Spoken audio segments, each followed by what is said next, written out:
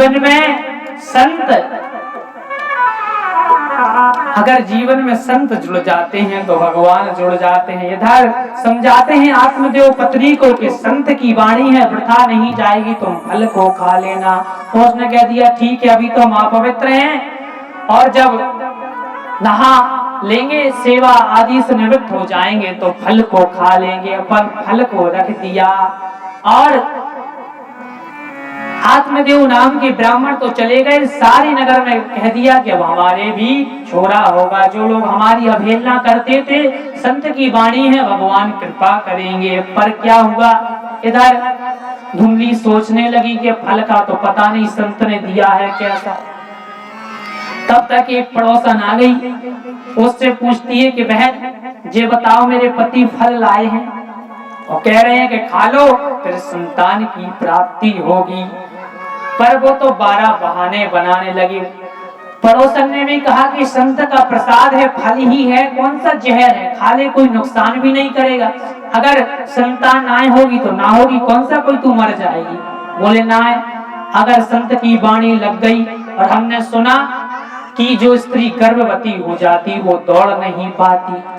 बोले तुझे कौन सा आर्मी की भर्ती में जाना है 1600 मीटर में। बोले नहीं, और तो ठीक है, अगर कहीं हमारे घर में आग लगी तो सारे तो भाग जाएंगे और मैं गर्भवती होने के कारण नहीं दौड़ पाऊंगी, मैं मारी जाऊंगी।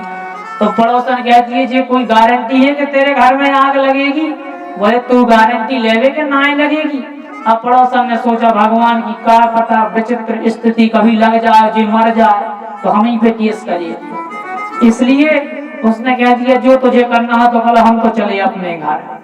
तब तक उसकी बहन आई, बहन आ गई और कहती है कि पति देव फल लाए हैं और कह रहे हैं फल को खा लो संतान हो जाएगी। अब बहन के ऊपर भगवान की बड़ी कृपा, 2-4 अपने साथ में बच्चों को ले आई, 2-4 अपने घर छोड़ आई और एक उसके पेट में पल रहा है। तो पूरी क्रिकेट टीम खड़ी, हॉकी नहीं क्रिकेट, उनमें 7 होती में 11 होती। तो उसे लगा, पर उसकी यहाँ गरीबी थी और जो आत्मदेव थे उसके पास खूब धन संपदा थी। तो उसने कहा कि कुछ धन मिल जाएगा, हमारा पुत्र एक आदि ही सेटल हो जाएगा तो काम बन जाएगा। उसने और बहाने बोले संतों के जी बाबा बैरागी हैं, इनके चक्कर में मत पड़ो, ना जाने कौन सा मंत्र मार के फल ले रहे होंगे, तो सब बुरा है जावे वो। तू तो ऐसा कर, इस फल को खिला दे गाय को और मेरे जो पेट में पल रहा है मैं उससे तुझे चुपके से रात में दे जाऊंगी। तू तो गर्भवती होने का नाटक करने लग, तू गर्भवती होने का नाटक करने लग और जब पुत्र होगा तो मैं तुझे दे दूंगी। तू अपने पति से कह देना कि पुत्र हुआ है, पर कह देना तू तो बस नाटक कर। और वो इधर गर्भवती होने का नाटक करने लगती है। समय धीरे धीरे बीतता है, समय धीरे धीरे बीतता है। कल एक गाय को खिला दिया और रात्रि में उस ये जो पुत्र हुआ उसकी बहन को दे देती है धुंधली को और पति देव को कहती है कि हमारे भी पुत्र हुआ है। अब तो आत्मदेव ब्राह्मण खूब खुश हो जाते हैं और खूब भगवान की जय जयकार करने लगते हैं, संत भगवान की आराधना करने लगते हैं। सारे नगर में जाते हैं, कहते हैं कि जो लोग हमारी अवहेलना करते, देखो हमने कहा था कि संत की वाणी पर भगवान विचार करते हैं और संत की वाणी कभी निष्फल नहीं होती है। हमारी भी पुत्र पैदा हुआ है। और तो और कुछ समय ऐसा बीता कि उस गाय ने भी जो फल खाया था, जो संत ने दिया था, उसके भी बछड़ा हुआ। पर बछड़ा कैसा हुआ? हुआ तो आदमी रूप में इंसान ही हुआ, पर कान उसके बछड़े जैसे थे। तो एक दिन नामकरण करने लगे, तो कहा नामकरण कर रहे थे ब्राह्मण देवता। तो तब तक पत्नी आ गई, बोले ना 9 महीने हमने पेट में रखा है, तुम ना रखोगे, हम नामकरण हम करेंगे। बोले हमारा नाम धुंधली तो इसका नाम धुंधकारी। और गाय के बच्चे का नाम बोले और तो सब शरीर मानव जैसा, कान गाय जैसे, तो इसका नाम रखेंगे गौकर्ण। पर घटना क्या घटी, गौकर्ण पंडितो ज्ञानी धुंधकार श्यामला।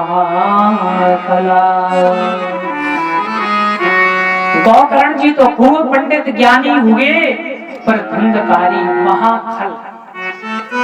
खल का अर्थ होता है खा से खाना, ला से लड़ाई। जैसे अपने जीवन में खाने और लड़ाई के अलावा कुछ ना आता हो, समझ लो वो भी खल है। महाखला, गौकर्ण पंडितो ज्ञानी धुंधकारी महाखला। समय कुछ और भी था। गौकर्ण जी वेद वेदांग के विद्वान हुए, पर धुंधकारी बड़ा ही आतंकवादी प्रवृत्ति का हुआ। एक दिन क्या हुआ, एक अंधे व्यक्ति पता पूछा कि हमें वहां जाना है, बता दो। तो धुंधकारी ने रास्ता बता दिया, कुआं को, उनको कुआं में पटकवा दिया। ऐसे ही एक दिन किसी ने, छोटे छोटे बच्चे अगर कहीं सो रहे हो पालने, तो वो जाए और 2-4 दे दबा के भाग आए। संगति भी उसने ऐसी की कि जितने भी दुर्गुण थे सारे उसके अंदर आ गए। जीवन में जैसी संगत करोगे वैसी रंगत होती है। संतों का संग करोगे तो भगवान से जुड़ जाओगे, और जो लोगों की बुद्धि विपरीत है उन लोगों का संग करोगे तो पतन की ओर चले जाओगे। इसलिए कहते हैं कि जीवन में हमेशा संग ऐसा करना चाहिए जो तुम्हें शुद्ध मार्ग दिखाए, जो तुम्हें भगवान से मिलवाने के लिए भगवान का मार्ग दिखाए। पर धुंधकारी ने तो संगत ही विचित्र की, संगत भी विपरीत की, तो सारे दुर्गुण आ गए, दुर्गुण आ गए। गौकर्ण जी तो खूब विद्वान हुए। एक दिन पिता को मारता है, कहता है कि आप हमें जितनी भी सारी संपत्ति है हमें दे दो। तो गौकर्ण जी समझाते हैं, पिताजी ये धुंधकारी बड़ा ही विचित्र है, किसी न किसी दिन आपको मार देगा। आप ऐसा करो कि आप तो भगवान का नाम लेकर के वन को चले जाओ, अपने चौथे पन को सफल कर लो। रात गवाई सोए के, दिवस गवाया खाए, हीरा जन्म अनमोलता कौड़ी बदले जा। हम आप भी यही करते हैं। आधा जीवन तो हमारा सोने में व्यतीत हो जाता है, और आधा इधर उधर में जीवन ग्रस्त में व्यतीत हो जाता है, पर भगवान का भजन नहीं होता। समझा रहे हैं गौकर्ण जी अपने पिताजी को। वैसे पिताजी को समझाना चाहिए पुत्र को, पर अच्छा ज्ञान जहां से भी मिले, चाहे छोटा हो या बड़ा हो, उसे अपने जीवन में उतार लेना चाहिए। ये नहीं समझना चाहिए कि जो छोटा है तो बड़ा ज्ञानी बन रहा है। हो सकता है तो उसके ऊपर किसी संत या भगवंत की विशेष कृपा। इसलिए ज्ञान जहां से भी सद्मार्ग की शिक्षा मिले, उसे अपने जीवन में आत्मसात करते हुए अपने जीवन को आगे बढ़ाना चाहिए। समझाते हैं कि पिताजी आप वन में चले जाओ, नहीं तो धुंधकारी किसी ना किसी दिन आपको मार देगा। कहते हैं कि ये शरीर है, इस शरीर की ही माया हम और आप इसमें जकड़े हुए हैं। हमको लगता है कि शरीर ही सब कुछ है, पर ये तो नस्बर है। माया मरी न मन मरा, मर मर जात शरीर, आशा तृष्णा न मरी, कहे गए दास कबीर। एक छाए व्यक्ति की मरती नहीं है, इस शरीर बार बार ही मर। क्षितिजल पावक गगन समीरा, पंच रचित अति अधम शरीरा। शरीर तो इन 5 तत्वों से मिलकर बना है, और इन्हीं 5 तत्वों में एक दिन समा जाएगा। न कोई कुछ लेकर के आया है, न कुछ लेकर के आएगा, तो फिर करना क्या है। लूट सके तो लूट ले, राम नाम की लूट, अंत समय पछताएगा, जब प्राण जाएंगे छूट। बोले अभी समय है, भगवान का भजन कर लो, वरना अंत समय पछताएगा, जब प्राण जाएंगे छूट। भगवान का भजन तब भी याद नहीं आता जब मृत्यु के निकट होते हैं, तब तो और भगवान की माया विशेष प्रभाव डालती है। जन्म जन्म मुनि जतन कराही, अंत राम कहीं आवत नाही। उपदेश देते हैं और अपने पुत्र का उपदेश मान करके आत्मदेव जी वन को चले जाते हैं और वहां भगवान का भजन करने लगते हैं। इधर धुंधकारी और पाप में लिप्त हो जाता है और पाप करने लगता है।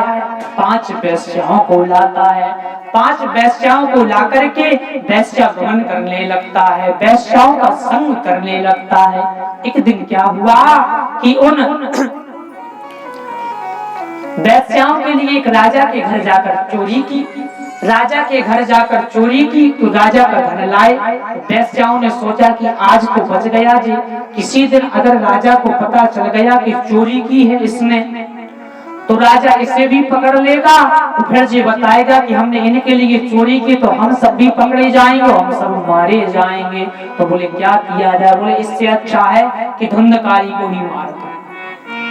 धुंधकारी को खूब मदरा पिलाई, खूब मदरा का पान कराया और जब बेहोश हो गया तो उसके मुंह में जलते हुए अंगारे ठूस दिए और धुंधकारी को मार दिया और सारा धन लेकर के वेश्याएं भाग गई। सारा धन लेकर के वेश्याएं भाग गई। इधर एक दिन माता भी अंधकूप में जाकर के अपने प्राणों को त्याग देती हैं और जैसे ही पता चलता है उधर श्री गोकर्ण जी तो गोकर्ण जी तो उधर उनके नाम का श्राद्ध करवाते हैं, पर फिर भी मुक्ति नहीं मिलती है और धुंधकारी भी भूत बन जाता है। इनके नाम का भी गया जी ने श्राद्ध करवाया गोकर्ण जी ने, पर इधर घर वापस आए। उन्हें लगा कि इनका तरण तारण हो गया होगा। देखो गंगा जाओ चाहे गया जी, चाहे जहां भी जाओ, और तुमने जो कर्म किए हैं वो तुम ही भोगोगे, कोई दूसरा नहीं भोगेगा। लोग कहते महाराज गंगा जी नहाया तो पाप धुल जाएंगे। पाप का तो तुम्हारे बाप लोग धुल जाए, लेकिन तुम्हें जो करे हैं वे तो भोग नहीं है। तुम्हारे बाप भी होते हैं मर जाए और सबके तो वे भी धुल जाए हैं, लेकिन चिंता न करो जो बुराई कर्म करेगा तो वे तो भोग नहीं है। चाहे गंगा जाओ चाहे गया जी। तुम कह रहे गंगा जी की, इधर गोकर्ण जी ने तो गया जी में श्राद्ध करवाया, एक बार नहीं कई बार करवा दिया, 2-4 बार। इधर धुंधकारी पर वो भूत ही बना, क्योंकि उसने कर्म ही ऐसे किए थे। तो जब बुरे कर्म किए तो घर आया तो देखा कि जैसे ही रात में सोए तो कहीं कोई बछड़ा बन जाए, कहीं बुरी बुरी आवाजें निकाले। तो उन्हें लगा कि कौन है, तो ब्राह्मण देवता थे तो उन्होंने अग्नि में जल लिया और छोड़ दिया, तो वो प्रकट हो गया। अहं भ्राता